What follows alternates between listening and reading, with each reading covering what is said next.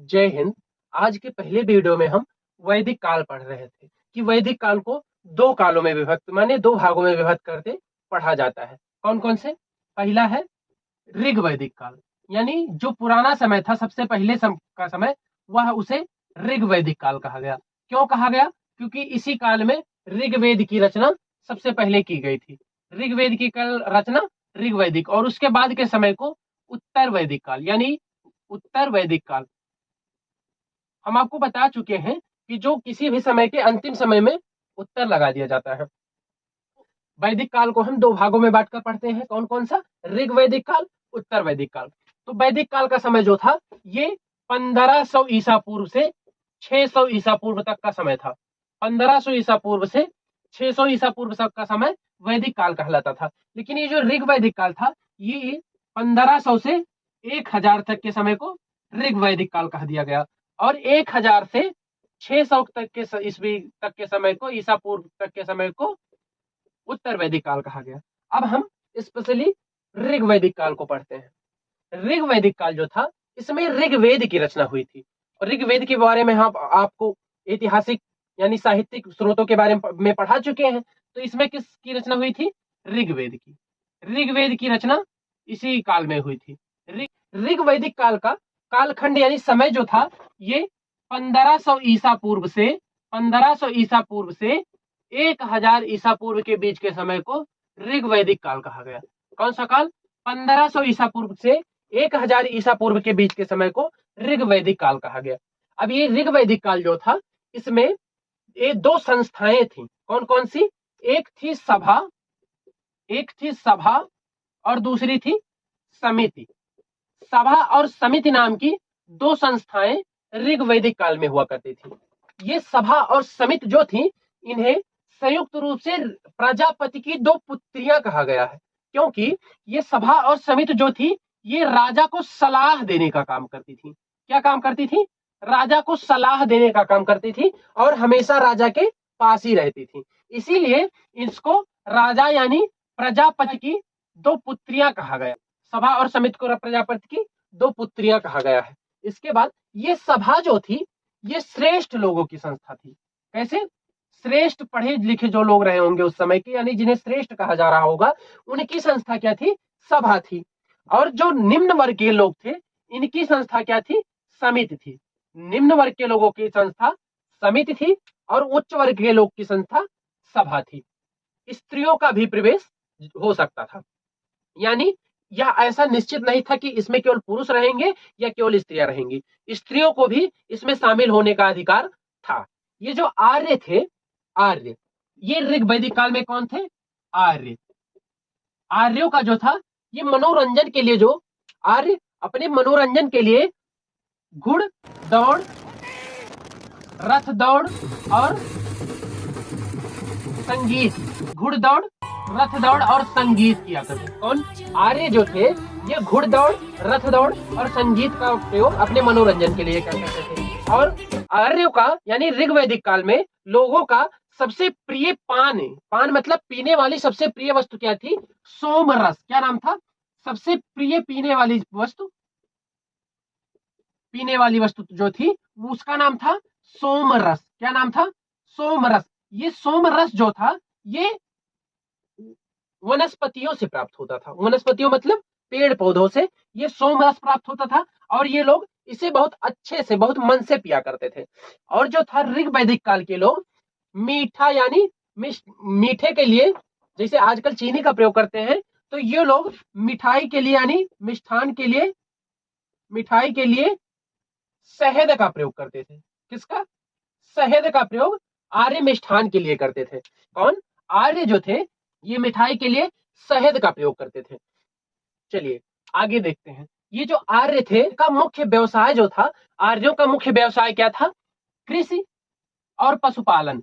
आर्य अपना जीवन यापन कैसे करते थे? कृषि और पशुपालन करके। पशुपालन, कृषि और पशुपालन जो था, ये ऋग वैदिक काल का सबसे इंपॉर्टेंट था। ऋग वैदिक काल का सबसे महत्वपूर्ण कार्य क्या था? पशु पालन और कृषि। ऋग वैदिक काल में सबसे प्रमुख देवता जो थे, वो इंद्र थे। इंद्र को ऋग वैदिक काल में सबसे प्रमुख देवता माना गया है। किसको, सबसे प्रमुख देवता किसको माना गया है, सबसे माना गया है। इनके लिए ऋग्वेद में 250 ऋचाओं की रचना की गई है। कितने, 250 ऋचाओं की रचना। सबसे प्रमुख देवता कौन है, इंद्र, उनके लिए 250 ऋचाओं की रचना की गई है। और ऋग्वेद में अग्नि को, यानी अग्नि को भगवान और मनुष्य के बीच की, मनुष्य और भगवान के बीच की कड़ी माना गया है। मनुष्य और भगवान के बीच की कड़ी किसे माना गया है, अग्नि को। अग्नि को मनुष्य और भगवान के बीच की कड़ी क्यों माना गया है, क्योंकि जब ये लोग हवन किया करते थे तो ऐसा मानते थे कि ये जो हम आहुति अग्नि में डाल रहे हैं ये अग्नि के द्वारा भगवान तक पहुंचाई जाएगी। इसीलिए आर्य मानते थे, यानी ऋग्वैदिक काल के लोग मानते थे कि ये जो अग्नि है ये हमारे और भगवान के बीच में दूत यानी सामान ले जाने ले आने का कार्य करती है। इसीलिए ये मनुष्य और भगवान के बीच की कड़ी अग्नि को मानते थे। अब आगे हम बढ़ते हैं और देखते हैं ये लोग ऋग्वैदिक काल में जो गाय थी, गाय आजकल जैसे व्यक्ति के लिए पैसा और जमीन सबसे इंपॉर्टेंट हो गई है। आजकल कोर्ट में जितने भी विवाद चल रहे हैं सब सारे के सारे पैसे और जमीन के लिए चल रहे हैं। उसी प्रकार उस समय जो युद्ध हुआ करते थे वो सिर्फ और सिर्फ गाय के लिए हुआ करते थे। किसके लिए, गाय के लिए। उस समय गाय की इतनी वैल्यू थी कि उसे बहुत ही इंपॉर्टेंस दी जाती थी। गायों को अघन्य नाम से पुकारा गया है। ऋग्वैदिक काल में गाय को क्या कहा गया है, गाय के लिए अघन्य शब्द का प्रयोग किया गया है। अघन्य शब्द, अघन्य शब्द का प्रयोग किसके लिए किया गया है, गाय के लिए। याद रखिएगा ये बहुत इंपॉर्टेंट है। अघन्य शब्द का प्रयोग गाय के लिए किया गया है। अघन्य शब्द का अर्थ क्या होता है, ना मारने योग्य। क्या होता है, ना मारने योग्य जो होता है ये अघन्य शब्द का योग अर्थ होता है।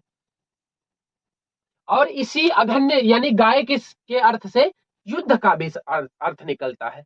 युद्ध का मतलब यानी युद्ध के लिए ऋग्वैदिक काल में गविष्टि शब्द का प्रयोग किया जाता था। कौन सा, गविष्टि शब्द का प्रयोग युद्ध के लिए किया जाता था। युद्ध के लिए गविष्टि शब्द का प्रयोग किया जाता था। अब ये गविष्ट का अर्थ क्या होता है, गविष्ट यानी गाय की खोज।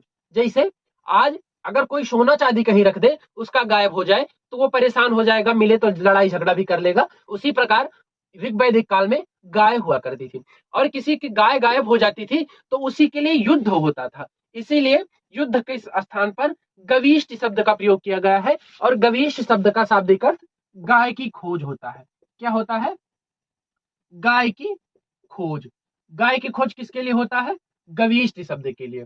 आगे बढ़ते हैं और जानते हैं कि आर्यों का सबसे प्रिय पशु जो था, कौन सा, सबसे प्रिय पशु, क्या, सबसे प्रिय पशु आर्यों का वो था घोड़ा। प्रिय पशु जो था आर्यों का ये था घोड़ा, क्योंकि ये घुड़दौड़ और रथ दौड़ किया करते थे ना, इसीलिए घोड़ा इनका सबसे प्रिय पशु था। लेकिन सबसे अमूल्य जो था वो गाय थी। गाय को अघन्य कहा गया है। और गविष्ट शब्द का प्रयोग युद्ध के लिए किया गया है। गविष्ट शब्द का शाब्दिक अर्थ गाय की खोज होता है। अघन्य शब्द का शाब्दिक अर्थ ना मारने योग्य होता है। अब हम देखते हैं ये आर्य जो थे इनका समाज जो था ये पितृसत्तात्मक समाज था। कैसा, पितृसत्तात्मक। पितृसत्तात्मक का मतलब होता है कि जैसे अगर आपसे कोई पूछे कि आप किसके लड़के या किसकी लड़की हैं तो आप अपने पापा का ही नाम बताएंगे, क्योंकि आज का समाज जो है ये भी पितृसत्तात्मक है, यानी पिता के सत्ता पे है। इसी प्रकार ऋग्वैदिक काल का समाज जो था ये भी पितृसत्तात्मक था। और जो सिंधु घाटी सभ्यता हम पढ़ा रहे थे उसमें बताए थे कि सिंधु घाटी सभ्यता का समाज मातृसत्तात्मक था। यानी उस समय के व्यक्ति से अगर आप पूछते कि आप किसकी लड़की या किसके लड़के हैं तो वो अपनी माता का नाम बताता। लेकिन आज और ऋग्वैदिक काल में लोग अपने पिता का नाम बताते थे, इसीलिए इसे पितृसत्तात्मक समाज कहा गया। अब हम देखते हैं ये जो आर्य थे, आर्य ये प्रकृति की पूजा करते थे। किसकी, प्रकृति की पूजा। ये प्रकृति की पूजा मतलब ये लोग पेड़ पौधे हवा पानी इन सब की पूजा किया करते थे, क्योंकि ये मानते थे कि हमें जीवन यही लोग दे रहे हैं। बाकी ये सत्य भी है, मैं भी भगवान में बहुत विश्वास नहीं करता, लेकिन इन सब में तो विश्वास करता ही हूँ। हाँ ये मानता हूं कि कोई है, कोई है जो अपना सॉफ्टवेयर लेके हम लोगों को चला रहा है, बाकी और कुछ नहीं मानता। और इसी प्रकार आर्य भी थे। आर्य जल, पेड़, हवा, इन सब की पूजा किया करते थे, क्योंकि वो मानते थे कि हमें जिंदगी यही दिए है। चलिए अब हम ऋग्वैदिक कालीन नदियां देख लेते हैं। ऋग्वेद में जो था, सबसे ज्यादा यानी सबसे पवित्र नदी सरस्वती नदी को माना गया है। किसको? सरस्वती नदी को सबसे पवित्र नदी माना गया है। सबसे पवित्र नदी किस नदी को माना गया है? सरस्वती नदी जो थी सबसे पवित्र, सबसे पवित्र नदी सरस्वती नदी को माना गया है। और सबसे अधिक बार जो उल्लेख है वो सिंधु नदी का है। सिंधु नदी का सबसे अधिक बार उल्लेख है, और सबसे पवित्र नदी जो वो सरस्वती नदी को माना गया है। रावी नदी को परुसड़ी नदी कहा जाता था। परुसड़ी नदी किसको कहा जाता था? रावी नदी को, जो आज की रावी नदी थी, उसे ऋग्वैदिक काल में परुसड़ी के नाम से जाना जाता था। गंडक नदी जो थी, गंडक, जो गंडक नदी थी, उसे सदानीर के नाम से जाना जाता था। कौन सी? गंडक नदी को सदानीर के नाम से जाना जाता था। जो झेलम नदी थी, कौन सी? झेलम नदी, झेलम नदी को बितस्ता के नाम से जाना जाता था। क्या? बितस्ता, बितस्ता के नाम से झेलम नदी को जाना जाता था। रावी, परुसड़ी, परुसड़ी नदी को रावी के नाम से, गंडक नदी को सदानीर के नाम से, झेलम नदी को बितस्ता के नाम से, और चिनाब नदी को, चिनाब नदी को अस्कनी के नाम से जाना जाता था। क्या? अस्कनी, अस्कनी के नाम से किसे जाना जाता था? चिनाब नदी को। रावी को परसुड़ी, गंडक को सदानीर, झेलम को बितस्ता, चिनाब को अस्कनी, सतलज नदी को, सतलज नदी को सतुद्री के नाम से जाना जाता था। क्या? सतुद्री। याद रखिएगा, इसमें से एक क्वेश्चन पूछता है। सतलज नदी को सतुद्री के नाम से जाना जाता था। रावी, परसुड़ी, गंडक, सदानीर, झेलम, बितस्ता, चिनाब, अस्कनी, सतलज, सतुद्री। ब्यास नदी को बिपाशा, ब्यास नदी को किस नाम से जाना जाता था? बिपाशा। कौन कौन सी? ब्यास, बिपाशा, सतलज, सतुद्री, चिनाब, अस्कनी, झेलम, बितस्ता, गंडक, सदानीर, रावी, परसुड़ी। बार बार बताने का मतलब आपको याद हो जाए। 4-5 बार मैं बता दे रहा हूं, अगर 2-3 बार आप देख लेते हैं तो मतलब 15-20 बार हो जाएगा। आप भूल भी नहीं सकते। याद करने की बात छोड़िए, आप भूल ही नहीं पाएंगे। इसीलिए मैं 4-5 बार बता रहा हूं और आप 2-3 बार देख लीजिएगा, क्योंकि याद करना हमारी मजबूरी है, नहीं तो हमारा पेपर में नहीं निकलेगा। पेपर नहीं निकलेगा तो हम ऐसे बेरोजगार घूमेंगे। ये कुछ ऋग्वैदिक कालीन नदियां थी। चलिए आज इतना ही, मिलते हैं अगले वीडियो में। जय हिंद।